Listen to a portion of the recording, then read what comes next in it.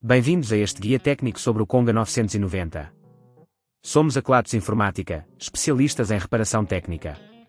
Recolhemos o teu equipamento ao domicílio, fazemos diagnóstico gratuito e enviamos orçamento antes de reparar. Sem chamadas, sem deslocações. Estamos localizados na Cal Joaquim Maria Lopes 26, Madrid. Cómodo, transparente e profissional.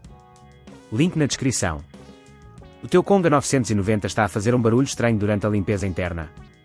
Este sintoma pode ser causado por uma acumulação de sujidade ou um componente solto.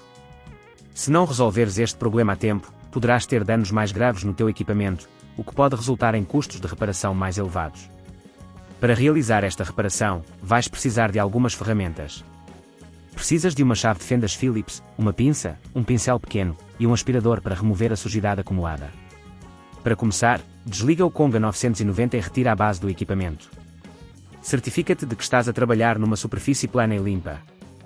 Em seguida, utiliza a chave de fendas para remover os parafusos da carcaça superior. Lembra-te de guardar os parafusos num local seguro. Uma vez que a carcaça estiver solta, levanta-a cuidadosamente, sem forçar, para não danificar os conectores. Agora, é hora de localizar o componente que está a causar o barulho. Normalmente, este problema vem do motor ou da escova. Inspeciona visualmente o motor e verifica se há algo solto ou desgastado. Se encontrares uma escova danificada, usa a pinça para a retirar com cuidado. Para substituir o componente, coloca um novo motor ou escova no lugar do antigo, certificando-te de que está bem fixo. Aperta os parafusos com cuidado, não exerças demasiada força para evitar danificar o plástico do equipamento.